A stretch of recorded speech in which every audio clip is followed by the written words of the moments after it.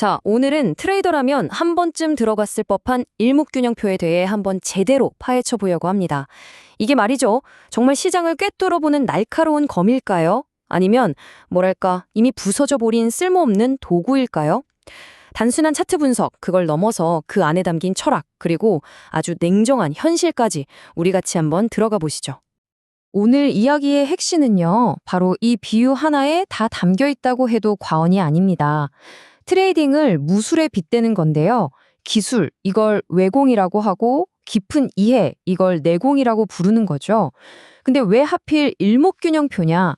바로 이 지표가 외공과 내공, 이 두 가지가 왜 둘 다 꼭 필요한지를 정말 제대로 보여주는 그런 사례거든요. 자, 그럼 이 비유를 조금 더 쉽게 풀어볼까요? 외공이라는 건 기술적인 방법, 그러니까 말 그대로 칼을 어떻게 쓰는지 그 방법을 배우는 거예요. 우리가 아는 수많은 보조지표나 매매 기법들이 전부 여기에 해당하겠죠. 반면에 내공은 시장의 큰 흐름을 몸으로 느끼고 그 원리를 꿰뚫어보는 깊은 이해력, 다시 말해 그 칼에 얼마나 강력한 힘을 실을 수 있는지를 결정하는 능력이라고 할 수 있습니다. 그럼 첫 번째 파트에서는요, 왜 기술만으로는 안 되는지, 왜 내공이 없는 외공이 오히려 더 위험할 수 있는지부터 한번 짚고 넘어가 보겠습니다. 여기서 정말 중요한 게 뭐냐면요, 이런 복잡한 이론들을 그냥 돈 버는 비법처럼 막 수집만 하는 거, 이거 정말 위험하다는 겁니다. 한번 상상해 보세요. 칼도 있고 창도 있고 활도 다 가졌는데 정작 그걸 다룰 내공이 하나도 없는 거예요. 그럼 어떻게 될까요? 뭐 하나 제대로 쓰지도 못하고 오히려 어설프게 휘두르다가 자기만 다치는 거죠. 딱 그 짝이 될 수 있다는 겁니다. 자, 그럼 이제 본격적으로 오늘의 주인공 일목균형표를 한번 뜯어보겠습니다. 깊은 이해, 즉 내공이 받쳐주지 않으면 제대로 쓰기 힘든 아주 복잡한 외공의 대표적인 예시라고 할 수 있죠. 일목균형표는 보시는 것처럼 크게 5가지 요소로 이루어져 있어요. 전환선, 기준선, 선행스팬, 후행스팬, 이름만 들어도 머리가 좀 아프죠. 이 선들이 각자 과거, 현재, 미래를 넘나들면서 시장의 균형 상태를 보여준다고 하는데요. 지금부터 이 복잡한 시스템을 부품 하나하나 분해하듯이 살펴보겠습니다. 첫 번째는 전환선입니다. 이름 그대로 시장 분위기가 전환되는 걸 가장 빨리 잡아내는 선이에요.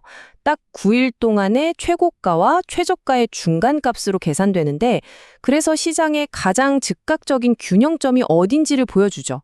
아주 민첩하게 신호를 주는 역할입니다. 다음은 기준선입니다. 이건 전환선보다 좀 더 긴 기간, 26일 동안의 균형을 봐요. 그래서 훨씬 더 묵직하게 중기적인 추세의 기준이 되어주죠. 보통 단기선인 전환선이 이 기준선을 위로 뚫고 올라가면 골든 크로스, 아래로 내려가면 데드 크로스, 이렇게 중요한 매매 신호의 바탕이 됩니다. 자, 그리고 바로 여기가 일목균형표의 진짜 하이라이트입니다. 가장 독특하고 중요한 부분이죠. 바로 구름대라고 불리는 영역인데요. 이 선행스팬 1과 2, 얘네들이 정말 신기한 게 뭐냐면요. 계산은 지금 현재 데이터를 가지고 하는데 차트에는 저기 26일 미래에다가 그림을 그려요. 그렇죠? 미래에다 그리는 거예요. 그렇게 미래에 그려진 두 선 사이의 공간, 바로 거기가 우리가 아는 그 유명한 구름대가 되는 거고, 이게 지지와 저항의 역할을 하게 되는 겁니다. 마지막 퍼즐 조각은 후행 스팬입니다. 이건 또 반대예요. 현재 주가를 26일 과거 시점으로 옮겨서 그려놓은 선입니다. 뭐랄까 현재 가격의 메아리 같은 거죠. 이걸 왜 하냐면 지금의 주가 움직임이 과거의 주가랑 비교했을 때 정말 힘이 있는 건지 아니면 그냥 잠깐 오르는 건지를 확인하는 일종의 검증 장치로 쓰는 겁니다. 자, 지금까지 각 부품이 무엇인지 살펴봤다면 이제부터는 왜 이렇게 만들었는지를 한번 들여다볼게요. 일목균형표가 담고 있는 아주 독특한 시간 철학에 대한 이야기입니다. 한번 생각해 보세요. 이게 사실 말이 좀 안 되지 않나요? 어떻게 과거랑 지금 데이터만 가지고 미래의 지지선과 저항선을 예측할 수 있다는 걸까요? 바로 이 질문이 일목균형표의 가장 혁신적이면서도 어떻게 보면 가장 이상한 특징을 관통하는 질문입니다. 이 그림을 보시면 그 개념이 아주 명확하게 보입니다. 후행 스팬은 26일 전, 과거를 돌아보고 있죠. 현재 가격은 말 그대로 지금을 이야기하고요. 그리고 구름대는 26일 미래를 비추고 있습니다. 이렇게 하나의 차트 안에서 과거, 현재, 미래를 동시에 보여주는 것. 이게 바로 일목균형표가 세상을 보는 방식, 즉 핵심 철학인 셈입니다. 이 거울 비유가 참 멋진데요. 이 복잡한 시간이동 개념을 아주 직관적으로 와닿게 만들어주잖아요. 거울 속 과거의 나, 즉 후행 스팬을 보면서 현재의 나, 즉 지금 가격을 판단하고 이걸 통해서 저 멀리 비치는 미래의 나, 즉 구름대를 가늠해 본다는 거죠.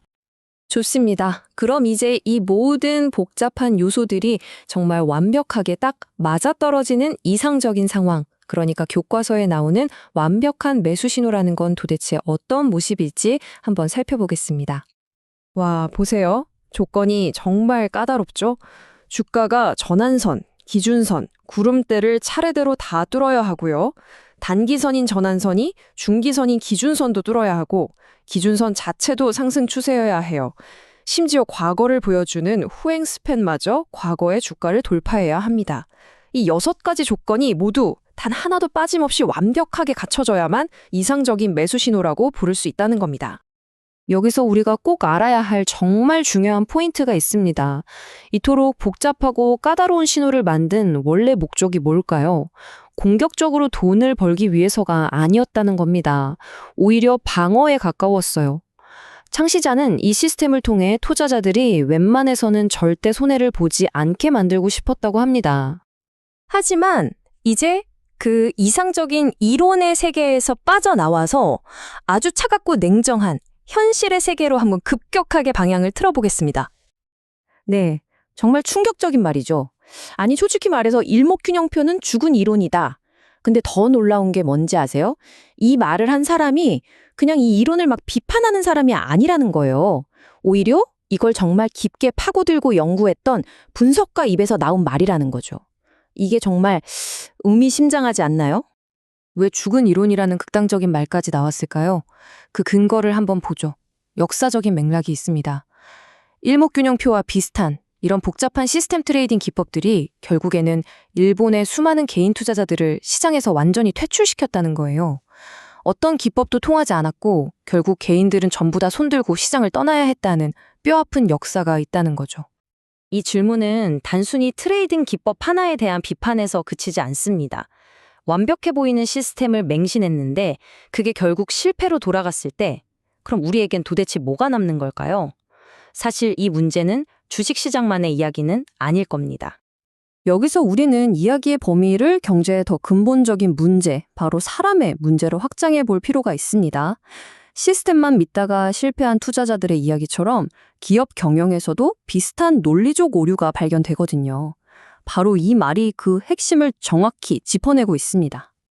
완벽한 시스템, 즉 재무제표만 믿고 시장의 본질을 잃었던 투자자들처럼 어떤 기업들은 위기가 오면 가장 소중한 자산인 사람을 제일 먼저 내보내는 결정을 하죠. 사실 호황기 때 무리하게 투자했던 건 자신들의 실수인데도 그 책임을 인력 감축이라는 가장 쉬운 방법으로 떠넘기는 겁니다. 이건 결국 시스템에만 의존하다가 본질을 놓치는 것과 똑같은 문제라고 볼 수 있습니다. 마지막으로 이 질문 하나를 던지면서 오늘 이야기를 마무리할까 합니다. 그게 일목균형표의 그 복잡한 선들이든 아니면 기업의 아주 정교한 재무제표든 우리가 이런 복잡한 시스템에만 너무 몰두한 나머지 그 안에서 가장 중요한 사람의 가치를 혹시 잊고 있는 건 아닐까요? 어쩌면 이 낡고 복잡한 지표가 우리에게 던지는 진짜 교훈은 차트 밖에 있는 바로 이 질문일지도 모르겠습니다.